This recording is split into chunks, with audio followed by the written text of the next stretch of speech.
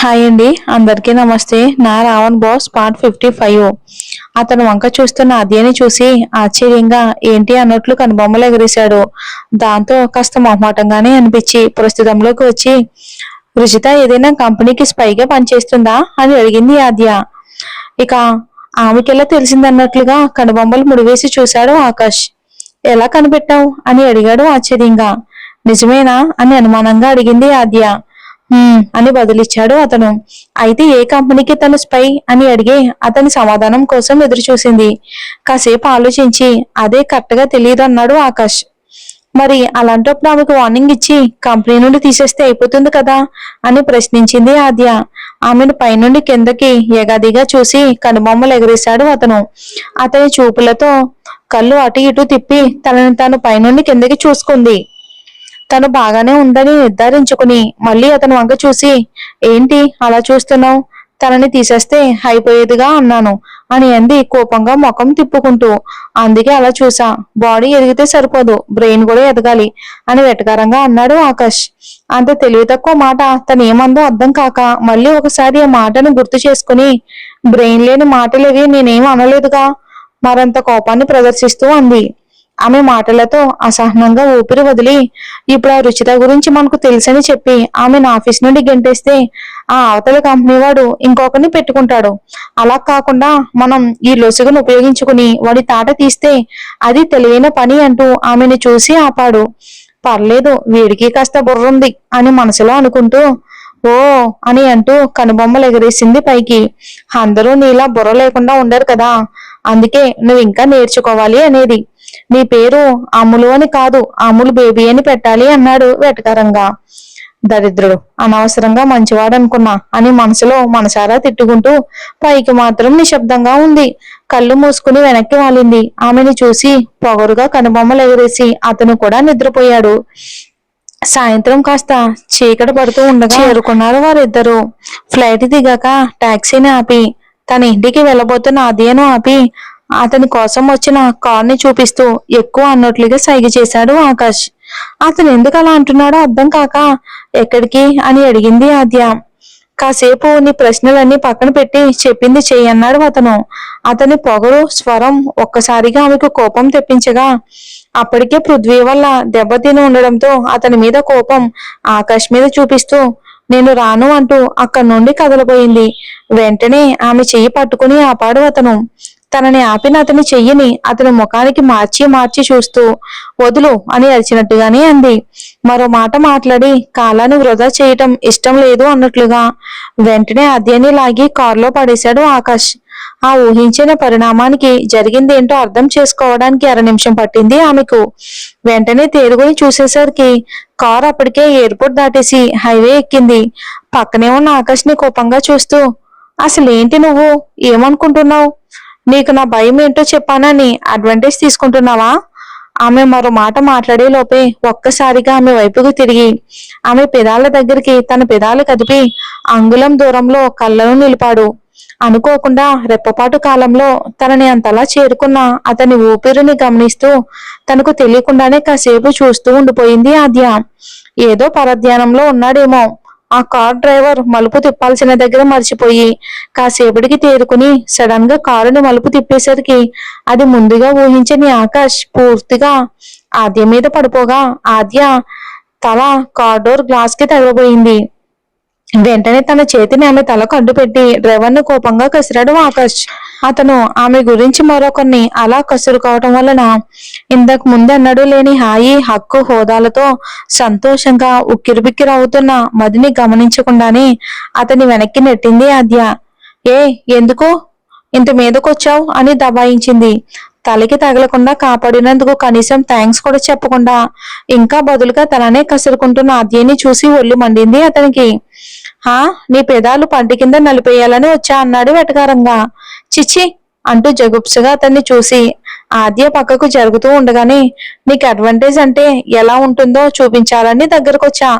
ఎలాగూ ఇంటికెళ్ళాక స్నానం చేస్తాగా అని వంకరగా నవ్వుతూ చెప్పాడు ఆకాష్. యాసిడ్ తో చెయ్యి, కంప్లీట్ గా క్లీన్ అయిపోతావు అంది ఆమె. ఓ అవునా, నువ్వు రోజు దాంతోనే చేస్తున్నట్టున్నావుగా, ఫుల్ ఫ్రెష్ గా ఉన్నావు అని వెక్కిలి నవ్వు నవ్వుతూ అన్నాడు తను. ఇక అతనితో వాదించి నెగ్గే ఓపిక లేక కోపంగా అతని వంక ఒక చూపు విసిరి నిశ్శబ్దంగా ఉండిపోయింది ఆద్య. కాసేపటికి ఒక పెద్ద గెస్ట్ హౌస్ ముందు ఆగింది కారు. దాన్ని ఇంతకు ముందన్నడూ ఆమె చూడలేదు. అది అతని ఇల్లు కాదు, గెస్ట్ హౌస్ కాదు. ఇక్కడికి ఎందుకు వచ్చాం అని అనుమానంగా అడిగింది తను. లోపలికొస్తే తెలుస్తుంది అంటూ కన్ను కొట్టాడు అతను. అతని మాటలతో ఎప్పుడూ అనిపించినంత కంగారు అనిపించి మనసుని కాస్త ఉలిక్కి పడగా హ్యాండ్ బ్యాగ్ లోని చిన్న పోర్టబుల్ కత్తిని తీసి గుప్పెట్లో పట్టుకుంది. కారు దిగుతూ ఆమె చేతిని గమనించిన ఆకాష్ ఒకవైపు కోపం, మరోవైపు హాస్యం నటిస్తూ బిగ్గరగా నవ్వాడు. అతను అలా ఎందుకు నవ్వుతున్నాడో అర్థం కాకపోయినా అడగలేకపోయింది తను. అతన్ని అనుసరిస్తూ లోపలికి నడిచింది. ఇక వెళ్ళగానే ఎదురొచ్చాడు వినయ్. హాయ్ ఆద్య, ఎలా ఉన్నావు అంటూ పలకరించాడు. అతను కనబడగానే కాస్త ధైర్యంగా అనిపించింది. దాన్ని బయట పడనివ్వకుండా ముభావంగా ఉండేందుకు ప్రయత్నిస్తూ బాగున్నాను, మీరెలా ఉన్నారు అంటూ ఎదురు పలికింది. బాగున్నానని చెప్తూ పక్కనే ఉన్న ఆకాష్ని పట్టించుకోకుండా ఆద్యని లోపలికి రమ్మని ఆహ్వానిస్తూ లోపలికి నడిచాడు వినయ్. ఎందుకో గాని ఆకాష్కి ఈసారి కోపం రాలేదు. ఏదో ఆలోచిస్తూ లోపలికి నడిచాడు. అసలు నన్ను ఇక్కడికి ఎందుకు తీసుకొచ్చారు, ఏం చేద్దాం అనుకుంటున్నారు మీ ఫ్రెండు అని అడిగింది ఆమె ఆ ఇంటినంతా తదేకంగా చూస్తూ వినయ్తో. ఏమో అన్నట్లుగా మూతిని ముందుకు చాచి నాకేం చెప్పలేదు మరి అంటూ వెనకే వస్తున్న ఆకాశ్ వంక చూసి చెప్పి నీకే తెలియాలి అంటూ ఆద్య వైపుకు తిరిగాడు. ఇక ఆద్య కనుబొమ్మలు ముడివేసి చూసింది. ఆమె కోపం తెచ్చుకుంటుందని భావించి రెండు చేతులను ఆమె చూపులు తాకకుండా అడ్డుగా పెట్టినట్లుగా పెట్టి కూల్ డౌన్ ఆద్య, తనతో పాటే నువ్వు వచ్చావుగా, నీకు తెలిసే ఉంటుంది, అందుకే అన్నానంతే అని అన్నాడు. నేను కూల్గానే ఉన్నాను అంటూ వినయ్తో అనేసి వెనక్కి తిరిగి ఇంక నేను వెళ్తాను అని ఆకాష్తో చెప్పి పాదాలు గుమ్మం వైపుగా తిప్పి నడిచింది. ఎక్కడికి వెళ్ళేది, నోరు మూసుకుని నేను చెప్పినట్లు ఎక్కడ పడుండు అంటూ వేలు చూపించాడు ఆకాష్. అతని కోపం చూసేసరికి ఆవేశం పెరిగిపోయింది తనకి. తన భయం గురించి చెప్పినందుకు ఇక తన చెప్పు చేతల్లో ఉండాలి అనుకుంటున్నాడా? ఆ పృథ్వీని అడ్డు పెట్టుకుని ఆమె మీద పెత్తనం చెయ్యాలి అనుకుంటున్నాడా? లేక పృథ్వీ అతను కలిసిపోయి తన మీద పగ తీర్చుకోవాలి అనుకుంటున్నాడా? అన్నింటికంటే ఆ చివరి ప్రశ్నకి మరింత భయమేసింది. దాన్ని బయటికి కనిపించనివ్వకుండా శత విధాలుగా ప్రయత్నించింది. అవును నిజమే, ఏదో 2 సార్లు కాపాడినంత మాత్రాన అతన్ని ఎలా నమ్మగలిగింది? అతనితో ఉంటే ధైర్యంగా ఫీల్ అయింది. అతని కౌగిల్ని భరోసాగా భావించింది.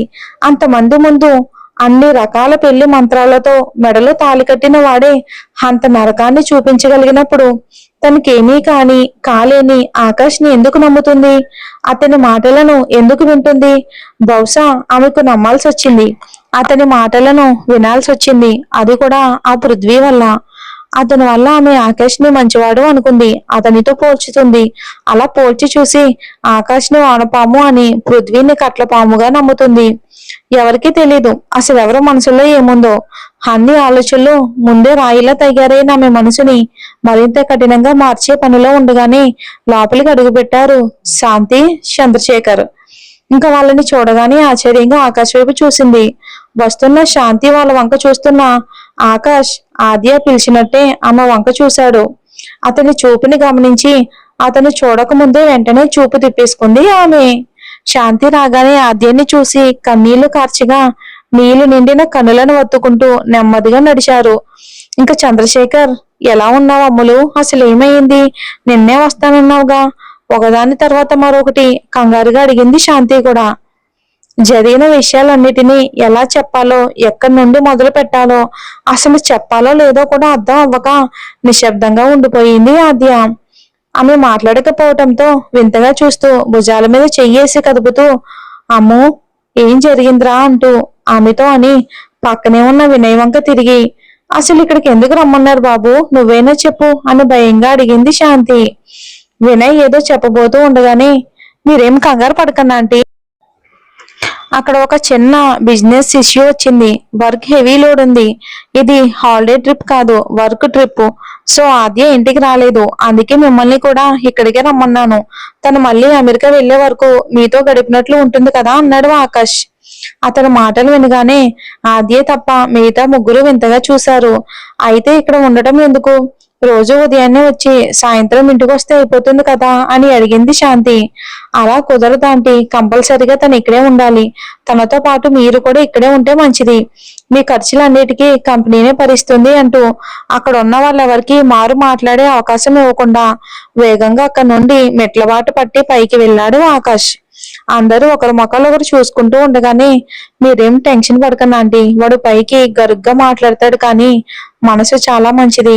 మీరు నిశ్చింతంగా ఇక్కడే ఉండండి అంటూ వాళ్ళ వాళ్ళ గదులను చూపించి వాళ్ళు కాస్త కుదురుకున్నాక ఆకాష్తో మాట్లాడేందుకు వేగంగా పైకి వెళ్ళాడు వినయ్. గది తలుపు తెరిచే ఉంది. నెమ్మదిగా లోపలికి నడిచాడు. ఆకాష్ ఎక్కడ కనబడకపోవడంతో చుట్టూ చూశాడు.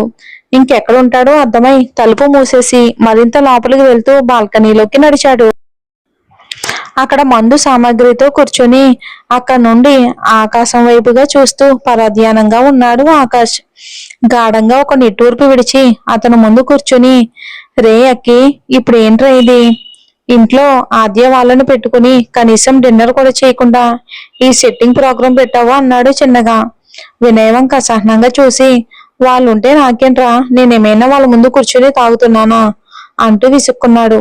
కంగారుగా కనుబొమ్మలు ముడి వేసుకుని ఉన్న వినయ్ అతని మాటలతో చిన్నగా నవ్వి కుర్చీలో రిలాక్స్ గా వెనక్కి ఒరిగాడు. చుట్టూ ఉన్న లైట్లను రోడ్లను గమనిస్తూ ఆకాష్ ని చూశాడు. ఇంతకు ముందు ఆద్యాన్ని చూస్తే ఎలా అనిపించేదో ఇప్పుడు ఆకాష్ ని చూస్తే అలా అనిపించింది వినయ్కి. మనిషి మాట్లాడుతున్నాడే కానీ ఏదో తెలియని మౌనం, కంటికి ప్రత్యక్షంగా కనబడుతూ ఉన్న ఏదో అర్థం కాని అదృశ్యం. మనసంతా దేనో మోస్తున్నట్లు, తెలియని నిజాన్ని ఏదో దాస్తున్నట్లు. ఇంతకు ముందు ఆద్య ముఖంలో కనబడిన భారం అంతా ఇప్పుడు ఆకాశ్ ముఖంలో కనిపించింది అతనికి. అక్కి అంటూ పిలిచాడు వినయ్.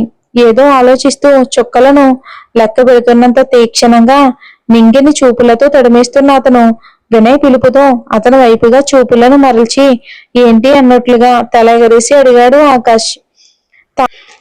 తాగినప్పుడు నిజాలే మాట్లాడతారు అందరూ, కానీ నువ్వు మాత్రం తాగినా తాగకపోయినా ఎప్పుడూ ఒకేలా మాట్లాడుతుంటావు. ఏం అడిగినా సరే నువ్వు అనుకున్న సమాధానం మాత్రమే చెప్తావు అన్నాడు ఆకాశ్ వంక సూటిగా చూసి. దేని గురించి మాట్లాడుతున్నాడో అర్థం కాక తన దగ్గర అంతలా దాచింది ఏంటోనని కనుబొమ్మలు ఎగరేసి, దేని గురించిరా అన్నాడు చిరాగ్గా ఆకాష్. చాలా విషయాలున్నాయిరా, అన్నింటికీ నాకు సమాధానం కావాలి ఇప్పుడు. వేటికి సమాధానాలు కావాలి? కాస్త ముందుకు జరిగి అడిగాడు ఆకాష్. ఆద్య అంటే నీకు కోపం, పగ. ఆమె వైఖరి నీకు అసలు నచ్చదు. ఆమె నుండి నీకు గౌరవం కావాలి. ఆమె నీ కింద అణిగిమణిగి ఉండాలి, అవునా? కాసేపు ఆగి వినయ్ ఉద్దేశం ఏంటో చూచాయిగా అర్థం అవగా గాఢంగా ఊపిరి వదిలి, ఆ అవును, అయితే ఏంటి అన్నాడు కనుబొమ్మలు ముడివేసి ఆకాష్. మరి ఏం జరుగుతుందో, వినయ్ ఏం అడగాలనుకుంటున్నాడో మనం వచ్చే ఎపిసోడ్ లో చూద్దాం.